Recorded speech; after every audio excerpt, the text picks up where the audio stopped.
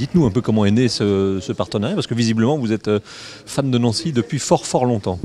Un peu plus de 30 ans, de Nancy, oui, bon, depuis toujours, depuis gamin. Donc, c'était jamais l'idée au départ de devenir le partenaire d'abord d'un club de foot. Ça n'a jamais été.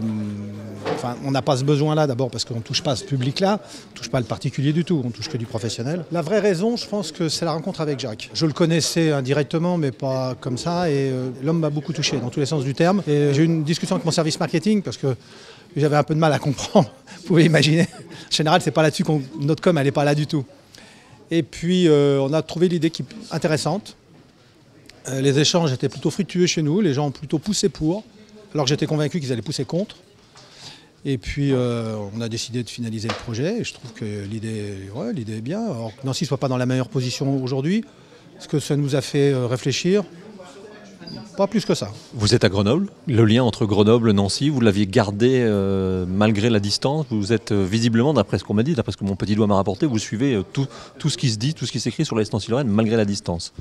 Ah oui, d'abord, j'ai ma mère qui vit à Nancy, ma soeur vit à Nancy, un de mes frères vit à Nancy, mes amis, ma famille, en grande partie sont anciens, donc j'étais à Poincaré à Nancy, j'ai fait mes études ici, donc c'est ma ville. Alors c'est mon club, même avant d'avoir mon entreprise, j'étais un patron d'un grand groupe sur le marché mondial. Nancy, c'était, ça a toujours été, mais quand on est nancéen, on reste nancéen. Alors, Sampa, ça veut dire quoi et qu'est-ce que vous faites ? Société européenne de matériel et de produits alimentaires, notre activité principale, la plus connue dans le monde, sont les machines à presser les agrumes.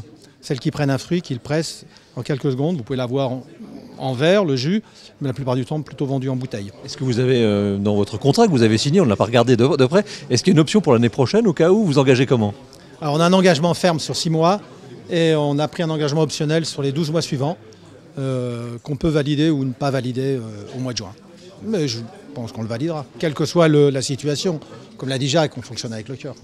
Un mot sur le sponsor qui a signé aujourd'hui pour les 6 prochains mois. C'est une belle histoire.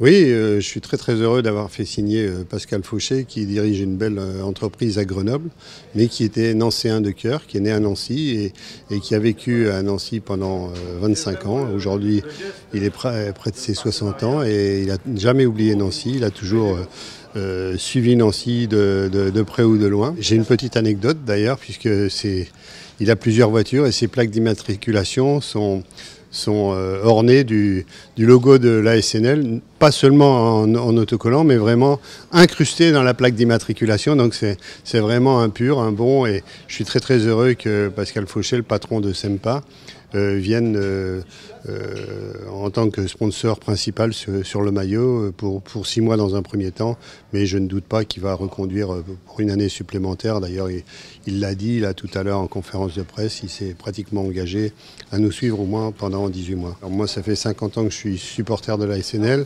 J'ai supporté la SNL dans les bons comme dans les mauvais moments, et on dit toujours qu'on voit ses vrais amis quand on est en difficulté. Donc je pense que Pascal a su nous entendre et surtout nous écouter pour venir à nos côtés, pour appuyer un petit peu notre budget et lui apporter un petit peu quelques subsides nécessaires pour assurer le bon fonctionnement du club. Le club aujourd'hui est en difficulté, il est dans une mauvaise ornière, mais on va essayer de s'en sortir avec peut-être tout au long de ce mois de janvier, à essayer de recruter judicieusement et en essayant de faire en sorte que les joueurs qui n'avaient pas de temps de jeu puissent trouver fortune ailleurs.